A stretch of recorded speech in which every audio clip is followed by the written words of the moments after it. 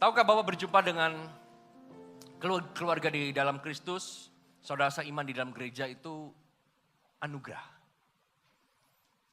Karena saya tahu bahwa gak selama-lamanya kita bisa berjumpa, gak selama-lamanya kita bisa bertemu, dan gak selama-lamanya kita punya waktu.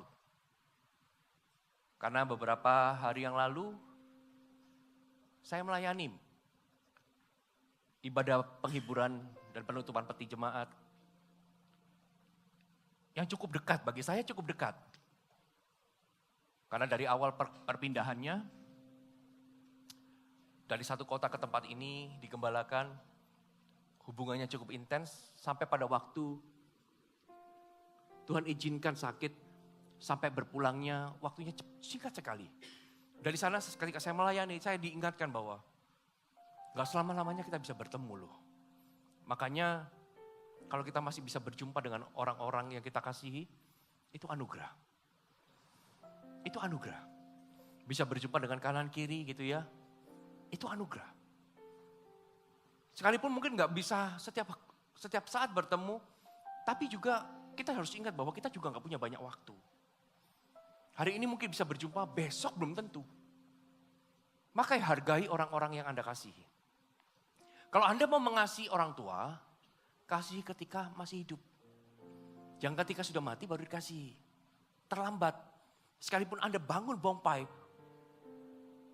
kuburan yang besar megah, tingkat 8 sekalipun. Kasih Anda gak bisa dirasakan.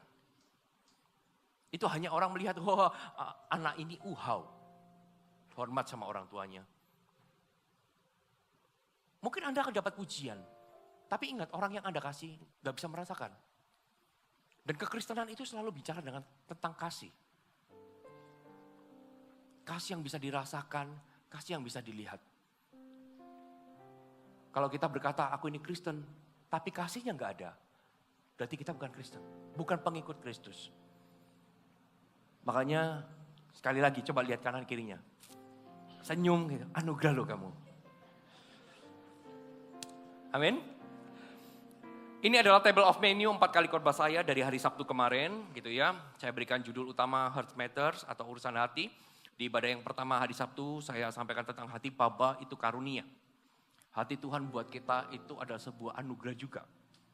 Ini khotbah-khotbah saya nggak mengulangi, tapi Bapak bisa dengarkan di YouTube nanti gitu ya. Hati Bapa itu karunia, ini hati Tuhan yang diberikan kepada kita. Tahukah bahwa bulan ini kita punya tema hati Bapa kembali kepada anak-anak dan hati anak kembali kepada Bapa. Sebuah pemulihan hubungan.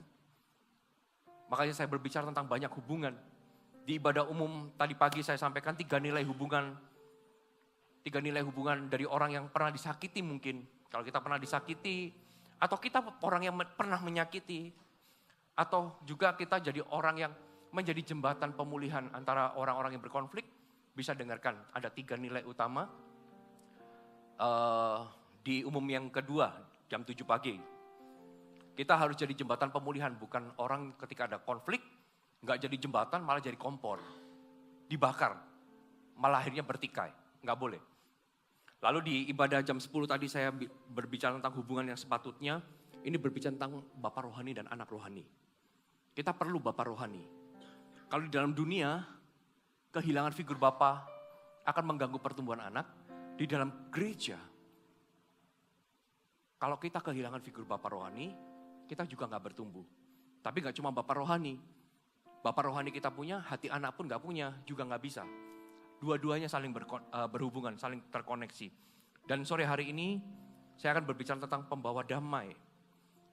Ini adalah bagaimana kita di dalam hubungan dengan sesama. Semua temanya beda-beda, tapi tujuannya satu. Membawa hubungan kita dipulihkan. Dengan Tuhan, dengan keluarga, dengan pemimpin, dan dengan sesama. Amin. Siap untuk belajar firman Tuhan? Oleh sebab itu kalau ada hari ini Bapak bisa punya perselisihan, konflik, selesaikan. Saya cuma tahu satu, bahwa tidak ada masalah yang tidak bisa diselesaikan. Semua persoalan itu bisa diselesaikan dengan komunikasi. Selesaikan sebelum terlambat waktunya. Selesaikan setiap hubungan dan perselisihan supaya berkat Tuhan ada padamu. Karena kitab Mazmur berkata, di mana ada kesatuan, di sana Tuhan perintahkan berkat kehidupan hadir untuk selama-lamanya di dalam hidupmu. Kalau Bapak mau berkat, maka selama-lamanya harus usahakan kesatuan, bukan perpecahan atau perselisihan. Coba kita buka sama-sama Matius pasal yang ke-5 ayat yang ke-9. Matius pasal yang ke-5 ayat yang ke-9. Firman Tuhan katakan, berbahagialah orang yang membawa damai. Katakan membawa damai. Karena mereka akan disebut anak-anak Allah. Di dalam terjemahan bahasa Inggris, dikatakan, blessed are the peacemaker, for they shall be called the children of God. Jadi ada dua hal yang berbeda. Kalau di bahasa Indonesia, berbahagialah orang yang membawa damai. Tetapi kalau di dalam terjemahan bahasa Inggris itu, diberkatilah orang yang membawa damai. Apakah ini artinya berbeda? Enggak, saya percaya, saya aminkan bahwa orang yang membawa damai akan hidupnya akan bahagia. Dan bukan hanya bahagia, orang yang membawa damai hidupnya akan diberkati juga. Berbahagia dan diberkati. Firman Tuhan berkata berbahagialah atau diberkatilah orang yang membawa damai.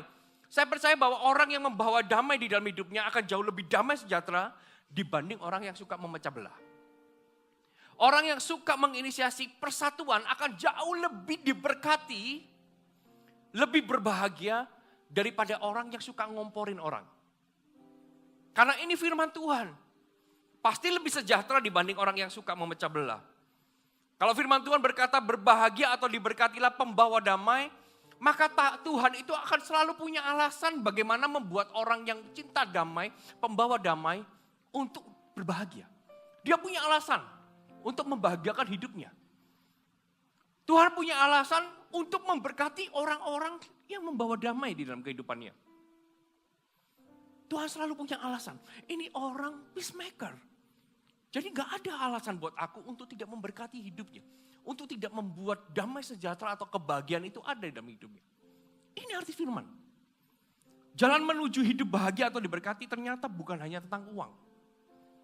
Karena firman Tuhan jelas.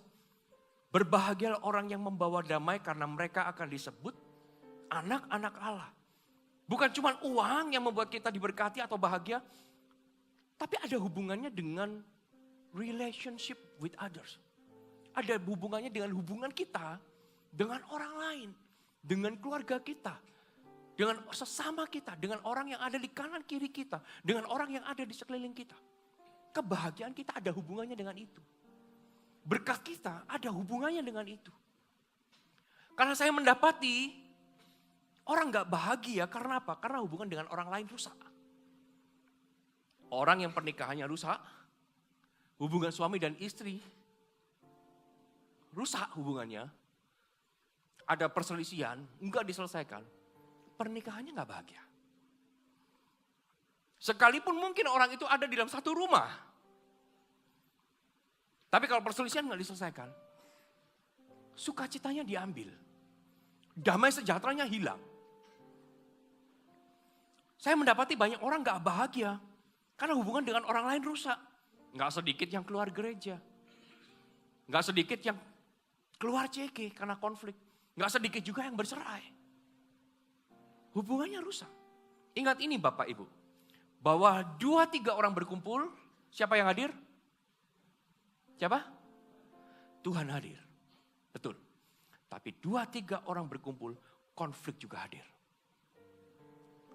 Iya, masalah juga hadir. Banyak orang, banyak kepala. Banyak orang, banyak kemauan. Di dalam CG, di dalam ibadah, 2-3 orang berkumpul, Tuhan hadir, yes. Tapi masalah juga ada di sana. Masalah ada di sana. Yakobus 4 ayat yang pertama sampai ayat yang kedua berkata begini.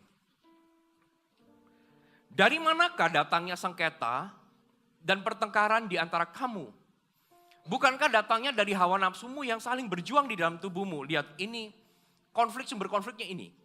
Kamu mengingini sesuatu, tapi kamu gak memperolehnya. Lalu kamu membunuh, kamu iri hati, tetapi kamu tidak mencapai tujuanmu. Lalu kamu bertengkar dan kamu berkelahi. Kamu tidak memperoleh apa-apa karena kamu gak berdoa. Konflik pun berdoa pun juga pasti doanya terhalang. Sumber konflik ada keinginan yang gak didapat. Karena ada keinginan yang gak didapat, maka terjadilah perselisihan. Tapi ketika konflik harus terjadi, ingat firman Tuhan ya Bapak Ibu. Saya tahu bahwa kita semua dipanggil jadi terang dan garam. Kita terang dan garam. Artinya keberadaan kita ini harus jadi berkat. Keberadaan kita ini harus menjadi pembawa damai. Dimanapun kita berada, kita ini pembawa damai. Karena apa? Karena Yesus itu kasih. Kalau kita mengikut Yesus, maka kasih itu harus utama. Kasih harus berbicara. Dimanapun kita berada, kita harus jadi pembawa damai. Tapi sekalipun kita menjadi pembawa damai, apakah itu berarti kita 100% terhindar dari konflik? Enggak juga. Konflik itu bisa terjadi kapan saja dan di mana saja. Sekalipun kita sudah menjaga.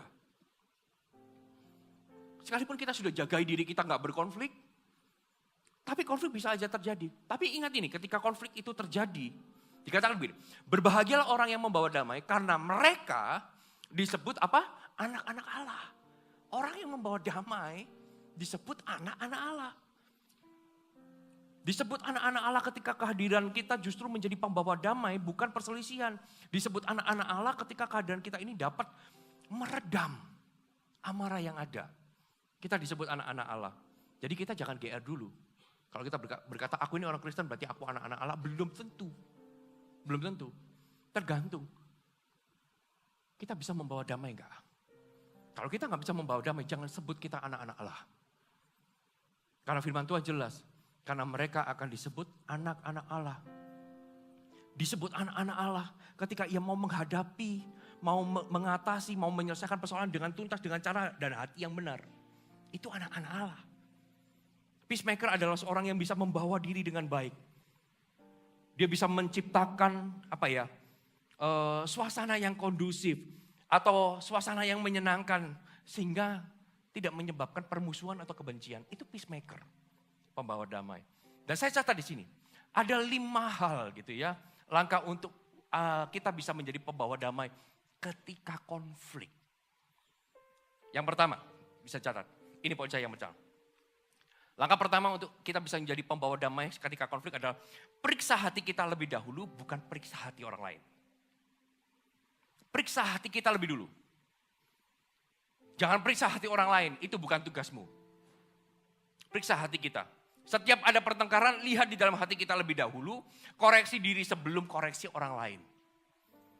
Koreksi diri sendiri, jangan begitu ada konflik, orang yang dikoreksi.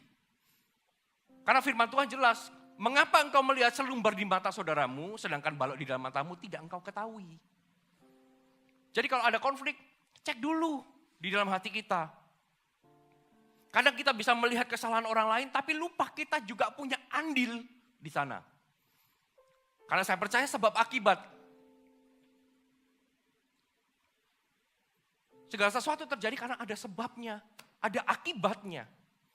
Rumus konflik itu 99% benar, 1% salah, ya tetap salah. Sekalipun Anda berkata, wah aku kan gak salah. Salahnya sedikit lah. Ya tetap salah. 1% salah aja, Anda udah salah. Firman Tuhan katakan ada perselisihan aja, kita udah salah.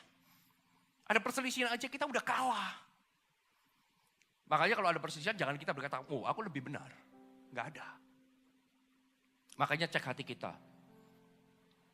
Karena di dalam 2 Korintus 4 ayat 4, firman Tuhan katakan, yaitu orang-orang yang tidak percaya, yang pikirannya telah dibutakan oleh ilah zaman ini, sehingga mereka tidak melihat cahaya Injil tentang kemuliaan Kristus yang adalah gambaran Allah. Lihat, orang yang konflik adalah orang yang gak bisa lihat cahaya Injil tentang kemuliaan Kristus yang adalah gambaran Allah. Mereka gak bisa lihat, matanya dibutakan, gak bisa lihat apa itu kasih sebenarnya. Mereka gak bisa lihat apa itu pelayanan sebenarnya. Ministry. Ministry itu kasih, gak bisa dipisahkan. Kita melayani Tuhan gak punya kasih, gak bisa disebut pelayan Tuhan. Ministry itu kasih. Orang yang berkonflik dan mau menang sendiri, matanya dibutakan, dia gak bisa lihat Tuhan dalam hidupnya. Dia gak bisa lihat kasih itu. Dan kalau ada orang gak bisa lihat kasih Kristus yang membawa damai dalam hidupnya, maka saya boleh artikan bahwa maka kita belum ikut Kristus dengan sungguh-sungguh. Kita belum. Jangan karena kita ini merasa sedikit lebih benar, Kita merasa punya hak lebih banyak berbicara, tumpahkan semua kata-kata. Karena kita merasa, aku lebih benar. Bukan berarti kita punya hak untuk keluarkan semua undek-undeknya. Makanya kita harus periksa hatimu, lakukan yang benar sekalipun gak salah gitu ya. Maka Tuhan akan buat hatimu dan hidupmu berbahagia dan diberkati. Karena itu firman Tuhan. Berbahagialah orang yang membawa damai. Diberkatilah orang yang membawa damai. Siapa yang mau bahagia? Oh enggak ada. Sungguh, siapa yang mau bahagia? Angkat tangannya. Oh ya enggak angkat tangan, enggak mau ya. Siapa yang mau diberkati? Semua ya. Katakan kanan kirinya, kamu harus jadi pembawa damai. Oke. Lalu yang kedua. Langkah untuk Anda kita bisa menjadi pembawa damai ketika konflik. Kalau yang pertama berbicara tentang periksa hati kita lebih dahulu, bukan periksa hati orang lain. Yang kedua adalah rencanakan bertemu secara pribadi untuk komunikasi. Kasih kurung 4 mata. Ya, 4 mata. Matius pasal 18 ayat yang ke-15. Jadi yang kedua tadi rencanakan bertemu secara pribadi untuk komunikasi. Matius 18 ayat 15, apabila saudaramu berbuat dosa, tegurlah dia di bawah berapa? Berapa? Kurang kencang. Berapa? Jika ia mendengar nasihatmu, engkau telah mendapatkannya kembali. 4 mata, bukan 40. Kalau saudaramu jatuh, bersalah, ajak ketemuan 4 mata. Bukan 40 mata alias Anda gosipin. Karena seringkali yang terjadi, Anda gosipin dia. Sehingga konfliknya semakin besar. Ingat, ketika konflik, ajak ketemuan 4 mata. Bukan banyak mata. Setiap konflik harus diselesaikan, gak dapat dibiarkan. Kalau kita gak bereskan konflik, jangan harap waktu yang menyembuhkan. Nanti selesai sendiri, gak bisa. Yang namanya konflik harus diselesaikan. Konflik sama suami sama istri harus diselesaikan. Jangan bilang, nanti sembuh sendiri. Nanti suamiku pasti ngerti-ngerti aku. Kok pede sekali? Enggak bisa, harus diselesaikan. Kejadian 13 ayat ke-6 sampai ayat ke-8. Coba tampilkan dulu. Kejadian 13 ayat ke-6 sampai ayat ke-8. Dikatakan begini. Tetapi negeri itu gak cukup luas bagi mereka untuk diam bersama-sama. Sebab harta milik mereka amat banyak sehingga mereka tidak dapat diam bersama-sama. Karena itu terjadilah perkelahian antara gembala Abram dan gembala Lot. Ini sama-sama gembala. Waktu itu orang Kanaan dan orang Feris diam di negeri itu. Ayat 8, maka berkatalah Abram kepada Lot. Janganlah kiranya ada perkelahian antara aku dan engkau. Dan di antara para gembalaku dan para gembalamu sebab kita ini kerabat. Lihat, ketika ada perselisihan terjadi antara Abram dan Lot, Abram ini bertemu dengan Lot berdua, 4 mata. Dikatakan gini kan, ayat 8, berkatalah Abraham dengan Lot, hanya Abraham dan Lot. Abraham dan Lot berselisih, Abraham punya inisiatif bertemu 4 mata dengan Lot agar jangan ada perselisihan. Harus ada jalan damai, karena apa? Karena dia kerabat, 4 mata. Abraham gak bawa gembalanya, Lot gak bawa gembalanya buat tawuran. Ini gembala sama gembalaku dibawa semuanya. Tawuran lah, ribut. Enggak, 4 mata. Setiap pertengkaran itu timbul dari keinginan. Maka kita bisa cari tahu keinginannya apa. Apa sih maunya? Kalau gak ketemu keinginan, biasanya timbul asumsi. Timbul asumsi. Dan asumsi menyebabkan kita menang sendiri. Iya kan? Kalau kita sudah asumsi kan, kita merasa bahwa kita paling benar, orang itu paling salah. Dan kalau kita sudah menang sendiri, biasanya kalau sudah asumsi, kita menang sendiri. Asumsi itu menyebabkan negative thinking. Dan asumsi itu menyebabkan negative feeling. Bukan cuma thinking, tapi feeling. Perasaannya gak enak. Makanya harus ketemu Komunikasi. Kamu maunya apa? Dicari tahu keinginannya apa. Dan ketika bertemu empat mata, seringkali yang muncul adalah bahwa semua tidak seperti yang dipikirkan. Karena saya beberapa kali konseling, ketika ngobrol berdua, ternyata apa yang dipikirkan enggak seperti itu. Makanya kita perlu ngobrol empat mata. Jangan bawa banyak orang. Karena ketika kita banyak orang, bawa banyak orang, kita bukan sekedar ngobrol empat mata, tapi kita sedang menghakimi dia. Masalah harus dibereskan, orangnya harus dikasihi. Katakan amin. Yang ketiga, dengan cepat. Dikatakan begini, poin saya ketiga, bagaimana langkah apa untuk kita bisa membawa damai ketika konflik. Buat dan berikan pilihan-pilihan untuk menjadi kesepakatan bersama. Buat dan berikan pilihan-pilihan untuk bisa menjadi kesepakatan bersama. Kejadian 13 ayat yang ke-9. Dikatakan begini, bukankah seluruh negeri ini terbuka untuk engkau? Baiklah pisahkan dirimu daripadaku, jika engkau ke kiri, maka aku ke kanan. Jika engkau ke kanan, maka aku ke kiri. Kata-kata yang dikeluarkan oleh Abraham ini cukup dalam maknanya. Jika engkau ke kiri, aku ke kanan. Jika engkau ke kanan, maka aku ke kiri. Dia memberikan sebuah pilihan kepada Lot. Ini berbicara pilihan-pilihan itu tentang kepentingan bersama. Di dalam Filipi 2 ayat ke-4, dikatakan janganlah tiap-tiap orang memperhatikan kepentingannya sendiri. Kalau kita mau membuat sebuah pilihan, ingat ini. Jangan setiap orang hanya memperhatikan kepentingannya sendiri, tetapi kepentingan orang lain juga. Kata memperhatikan itu dari bahasa Ibrani ditulis skopeo yang artinya kaca pembesar.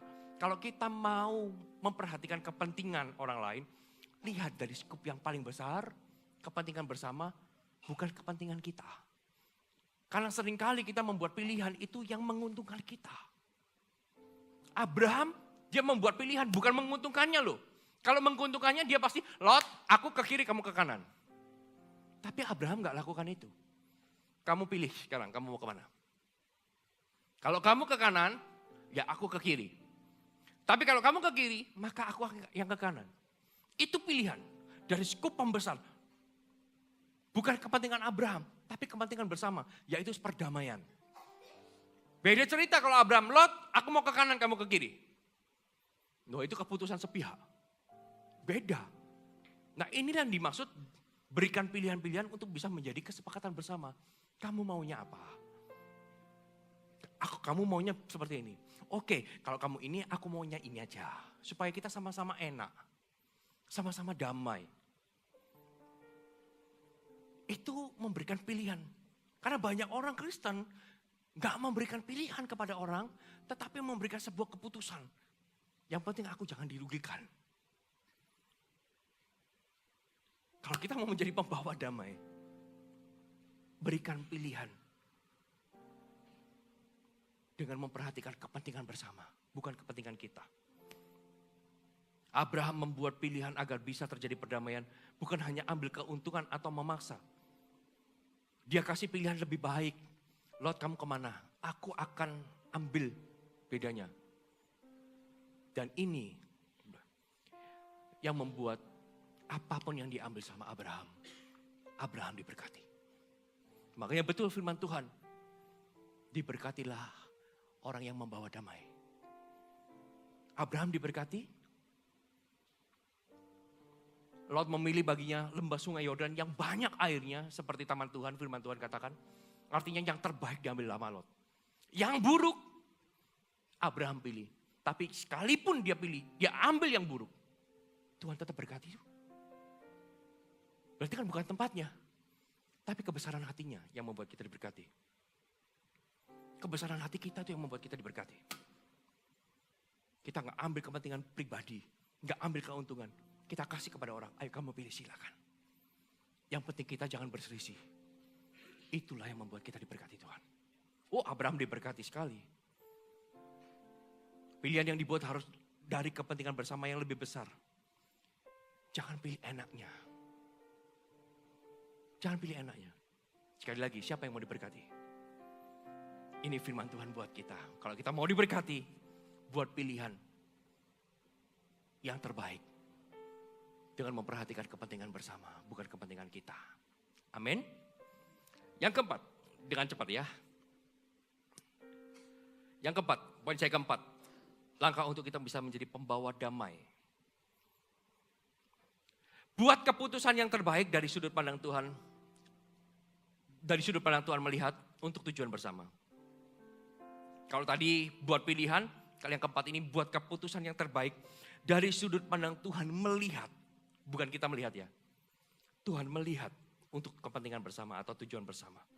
Tahu nggak bahwa di dalam sebuah perselisihan, di dalam semua perselisihan, tujuannya cuma satu. Kesehatian dan kesatuan. Kesatuan, kesehatian. Filipi 2 ayat 2 dan 3 dikatakan begini. Karena itu, sempurnakanlah sukacitaku dengan ini. Hendaklah kamu sehati sepikir dalam satu kasih, satu jiwa, satu tujuan dengan tidak mencari kepentingan sendiri atau pujian yang sia-sia. Sebaliknya hendaklah dengan rendah hati yang seorang menganggap yang lain lebih utama daripada dirinya sendiri. Lihat, buat keputusan yang terbaik dari sudut pandang Tuhan melihat segala sesuatu. Buat untuk kepentingan bersama. Jangan keputusan yang kita buat itu sepihak. Jangan keputusan yang kita buat itu merugikan orang lain. Oh, saya bersyukur berada di dalam sebuah gereja yang membangun nilai menjadi orang-orang yang membawa damai. Dari pemimpin-pemimpinnya gak suka tawuran. Loh, pemimpin yang dipilih kan gak suka tawuran. Gak suka konflik. Kalau ada konflik, bukan mereka gak bisa membela diri loh. Bapak Ibu harus tahu, semua pemimpin di sini dulunya preman semua loh. Jagoan semua. Kalau mereka mau, mereka bisa. Bukan mereka gak mampu. Mereka hanya gak mau. Konflik itu mencuri sukacita. Ketika kita konflik, itu di hati gak enak. Ada yang ketika konflik sukacita? Ketika konflik itu gak enak. Pemimpin-pemimpin kita sudah diberi makan nilai-nilai yang benar. Jangan berkonflik. Orang mau bilang apa tentang gereja kita, cukup tunjukkan buah. Nanti mereka akan malu sendiri. Gak usah kita membela diri, apalagi masa lalunya keluar, premannya keluar, arogannya keluar, buat apa? Orang mau bilang, Mawar Sharon gini, enggak apa-apa. Enggak usah membela diri. Biarkan Tuhan yang membela kita. Asalkan kita benar. Kalau kita benar, kita enggak perlu takut apapun. Makanya keputusan yang kita buat harus berdasarkan dengan kebenaran. Yang setuju katakan amin. Ya, yang terakhir kelima. Lupa kalau misalnya ketika konflik, kita sudah berusaha poin 1, 2, 3, 4 semuanya sudah kita lakukan. Terus mereka tetap kekeh gak mau selesaikan gimana? Gak mau berdamai gimana? Apa yang kita lakukan jika orangnya tetap kokoh? Apa yang kita lakukan semua gak berhasil, apa yang kita lakukan? Ini poin saya yang kelima. Let go and let God. Yang penting jaga hati kita tetap benar. Saya tahu gak semua perselisihan menemukan jalan keluar. Ada perselisihan gak yang gak ketemu jalan keluarnya? Ada perselisihan yang memang gak bisa selesai. Karena satu pihak tidak mau. Kita mau, orang itu gak mau ya gak selesai lah. Tapi kalau itu terjadi, ya biar let go and let God. Yang penting hati kita ini benar. Jangan kita salah hatinya. Pak, aku sudah minta maaf. Dia gak mau maafin. Enggak apa-apa. Yang penting kita sudah minta maaf. Soal dia gak memaafkan, gak apa-apa. Itu urusan dia sama Tuhan. hidupnya akan jauh lebih gak diberkati daripada hidupmu yang sudah minta maaf. Karena firman Tuhan jelas, diberkatilah orang yang membawa damai. Kalau kita sudah menginisiasi kebaikan, kebenaran, mau damai, orang yang gak mau damai, Anda yang diberkati, Anda yang berbahagia. Orang itu kecewa, kepahitan, luka hati, hidupnya gak bahagia. Makanya lebih baik, kalau itu sudah terjadi, ya sudah. Let go and let God. Memang gak semua perselisihan bisa diselesaikan. Tapi pada akhirnya, mereka akan tahu bahwa Tuhan itu selalu membela orang-orang yang benar. Katakan amin. Coba lihat, Pengkhotbah 9 ayat 11. Gak semua perselisihan bisa menemukan jalan keluar. Ya saya percaya itu, saya tahu itu. Tapi banyak perselisihan bisa menemukan jalan keluar. Pengkhotbah 9 ayat 11. Lagi aku melihat di bawah matahari bahwa kemenangan perlombaan bukan untuk yang cepat. Dan keunggulan perjuangan bukan untuk yang kuat. Juga roti bukan untuk yang berhikmat. Kekayaan bukan untuk yang cerdas. Dan karunia bukan untuk yang cerdik cendekia. Karena waktu dan nasib dialami mereka semua. Lihat, yang cepat belum tentu menang. Artinya kalau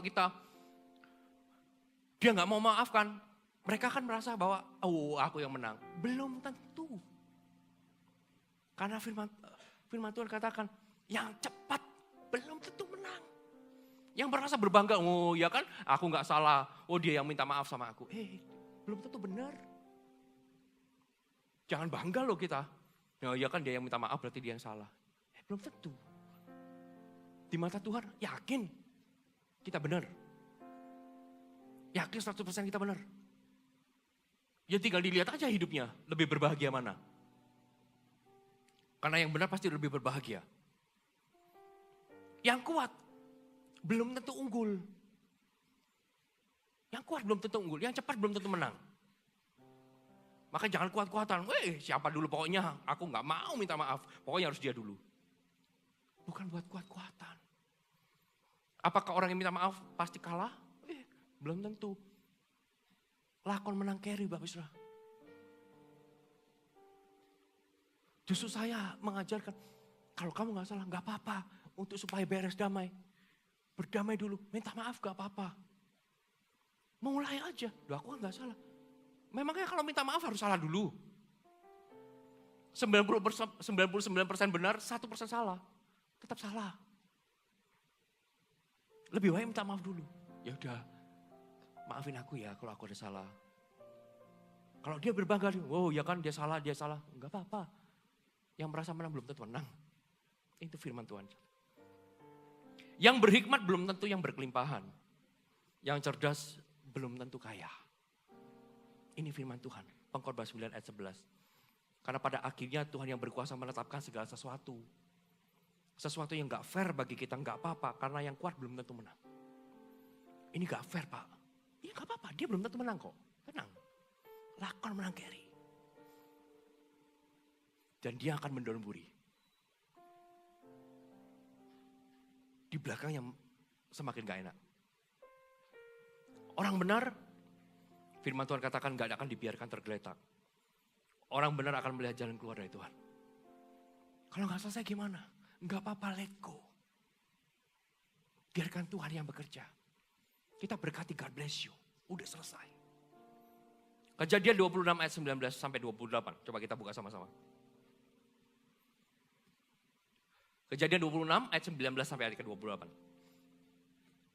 Ketika hamba-hamba Ishak menggali di lembah itu, mereka mendapati di situ mata air yang berbual-bual airnya, katakan berbual-bual. Lalu bertengkarlah para gembala Gerar dengan para gembala Ishak. Kata mereka, air ini kepunyaan kami. Coba perhatikan dulu, siapa yang menggali sumur? Halo? Yang menggali sumur siapa? Ishak. Tetapi ketika airnya keluar berbual-bual, kata gembala Gerar kepada para gembala Ishak berkata, air ini kepunyaan kami, dan Ishak menamai sumur itu Esek, karena mereka bertengkar dengan dia di sana. Ishak gali, keluar air, diambil sama orang, dirampas sama orang. Ayat 21, Kemudian mereka menggali sumur lain. Dan mereka bertengkar juga tentang itu. Maka Ishak menamai sumur itu Sitna. Kata Esek tadi dan Sitna digaris bawahi, nanti saya akan jelaskan. Ia pindah dari situ dan menggali sumur yang lain. Tetapi tentang sumur ini mereka tidak bertengkar. Sumur ini dinamai Rehobot. Dan ia berkata, sekarang Tuhan telah memberikan kelonggaran kepada kita. Sehingga kita dapat beranak cucu di negeri ini. Dari Rehobot, ayat 23, dari situ ia pergi ke Barsyeba. Lalu pada malam itu, Tuhan menampakkan diri kepadanya serta berfirman, akulah Allah ayahmu Abraham. Janganlah takut, sebab aku menyertai engkau. Aku akan memberkati engkau dan membuat banyak keturunanmu, karena Abraham hambaku itu. Sesudah itu Ishak mendirikan mezbah di situ dan memanggil nama Tuhan. Ia memasang kemahnya di situ, lalu hamba-hambanya menggali sumur di situ. Datanglah Abimelek dari Gerar mendapatkannya bersama-sama dengan Ahusat sahabatnya dan Pikol kepala pasukannya. Tetapi kata Ishak kepada mereka, mengapa kamu datang mendapatkan aku? Bukankah kamu benci kepadaku dan telah menyuruh aku keluar dari tanahmu? Lalu jawab mereka, kami telah melihat sendiri bahwa Tuhan menyertai engkau. Sebab itu kami berkata, baiklah kita mengadakan sumpah setia antara kami dan engkau, dan baiklah kami mengikat perjanjian dengan engkau. Saya rangkumkan, Ishak ini semakin kaya. Sehingga diusir Abimelek, diusir Pikol dan pergi ke Gerar. Di Gerar dia mulai gali sumur. Dia mulai hidup baru, gali air yang besar dan didapatkan ada satu sumur yang keluar airnya berbual-bual. Tapi ketika airnya keluar, diakuisisi oleh Abimelek. Itu bukan punyamu, itu punyaku. Makanya dinamai Esek. Arti kata Esek itu adalah konflik. Di bahasa Ibrani. Esek itu sama dengan konflik. Lalu dia mulai gali lagi, ya sudahlah ya. Cincaya. Biarinlah, gak usah ribut-ribut. Gembalanya, gak terima, gak bisa aku yang gali gini. Sudahlah. Kita gali yang lain aja. Itu Ishak. The peacemaker. Dia membawa damai. Kita gak dengar kan? Gembala Gerar dan gembala Ishak tawuran lagi di situ.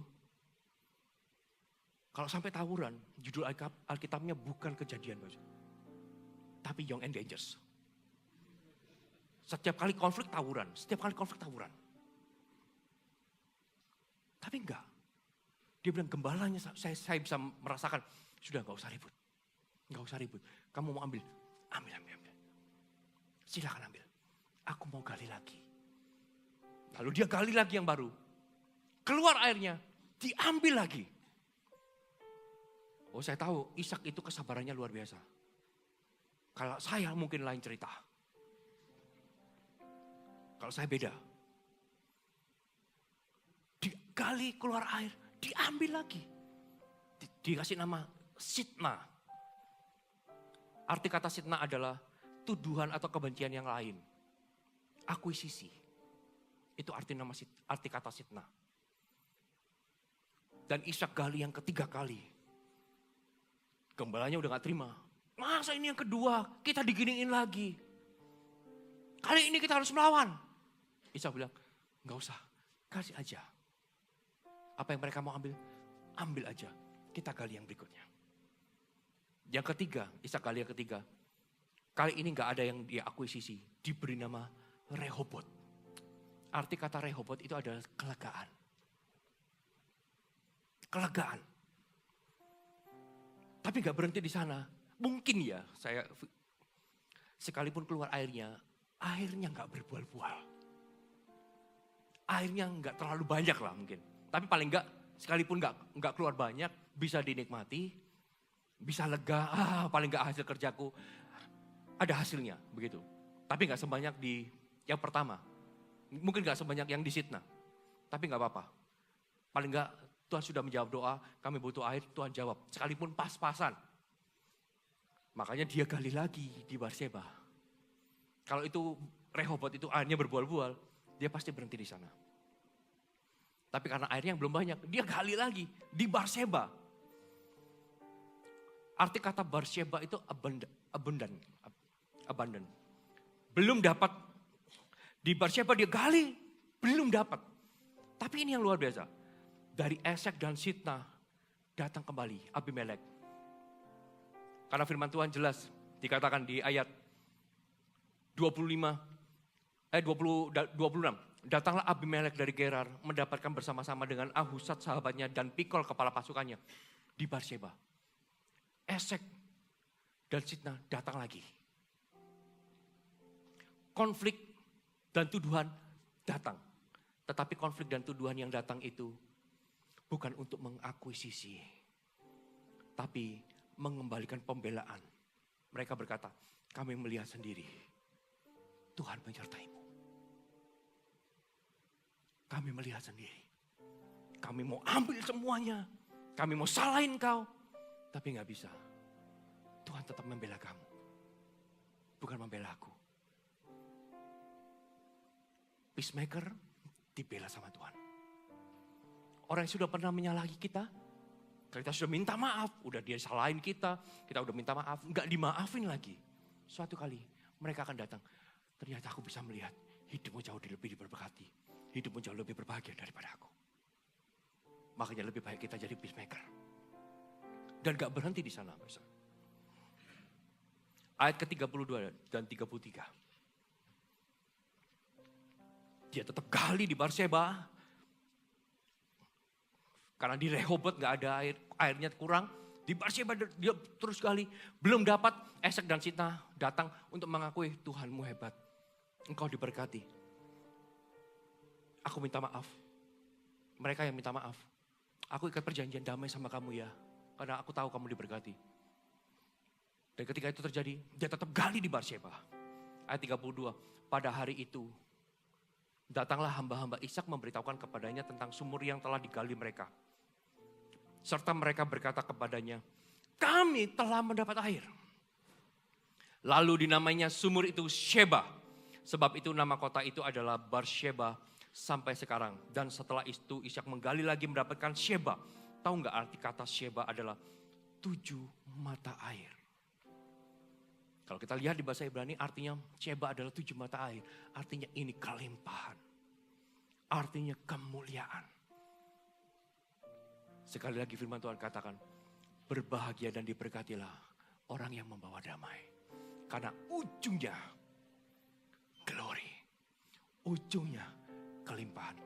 Kalau saat ini Anda disalah mengerti, Anda disalah arti, berkati mereka. Katakan amin. Siapa yang mau diberkati? Kasih kemuliaan buat Allah kita yang besar. Boleh saya undang semua bisa bangkit berdiri. Menyembahmu Tuhan dan Rajaku, memujimu Yesus kekasih jiwaku, mengikutimu seumur hidupku. Di hadiratmu